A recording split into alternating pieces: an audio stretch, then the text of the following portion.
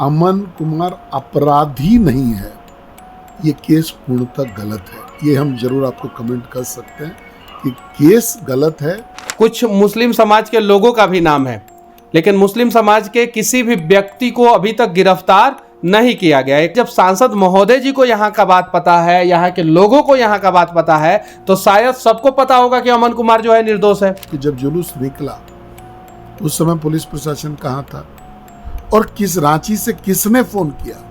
CO उस समय site पे नहीं है, सीओ उस समय घटना स्थल पर उपस्थित नहीं है, लेकिन केस जो है वो सीओ कर रहा है। धंधा करने वाले लोग को बुरा लग रहा था, कुछ वो प्रशासनिक अधिकारियों को बुरा लग रहा था जो इस धंधे में संलिप्त होकर जो है पैसा कमा रहे थे, उन लोगों को बुरा लग रहा था। इसलिए जो है रास्ते से हटाने के लिए अमन कुमार के ऊपर फैब्रिकेटेड केस किया गया। जीटी रोड का इस्तेमाल गौ तस्करी में हो रहा है, वो किसके कहने पर हो रहा है? इसमें साजिश की बू आ रही है और साजिश के तहत अमन कुमार को फंसाया गया है। सरकार की जो कार्रवाई है इसको दमनात्मक कार्रवाई ही हम लोग कहेंगे, दमन ही बोलेंगे इसको।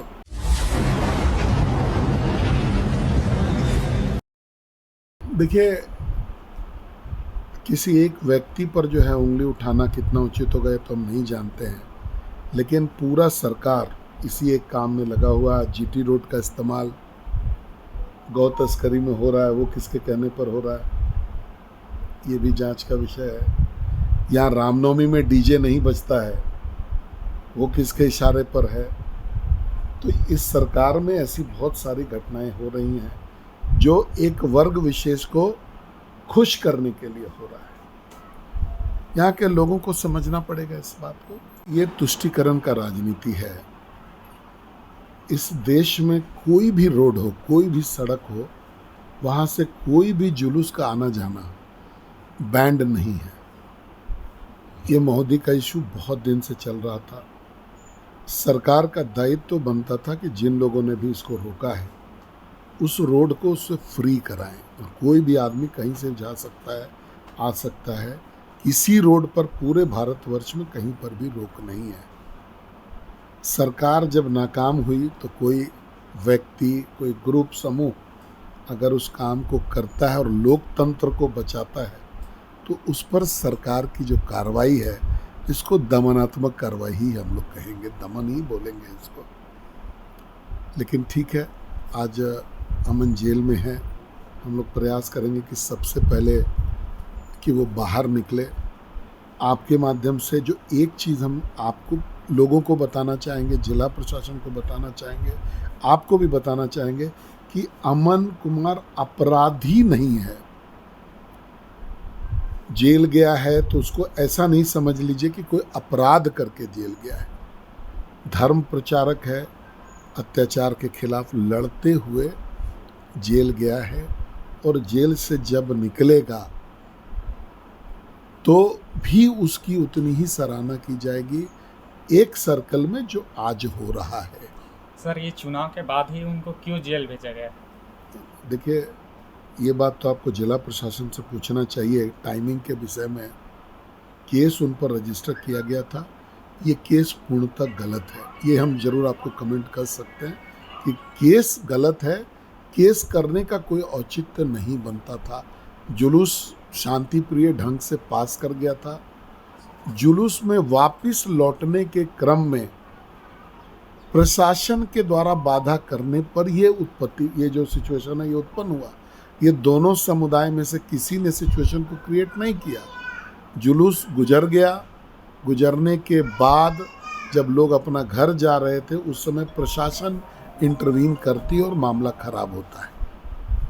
और आप इस बात से भी इस चीज़ को देख सकते हैं कि सीओ, जो कि इन्फॉर्मेंट है केस में, सीओ उस समय साइट पे नहीं है, सीओ उस समय घटना स्थल पर उपस्थित नहीं है, लेकिन केस जो है वो सीओ कर रहा है। तो आप समझ सकते हैं कि केस फैब्रिकेटेड है, केस बहुत दम नहीं है केस में।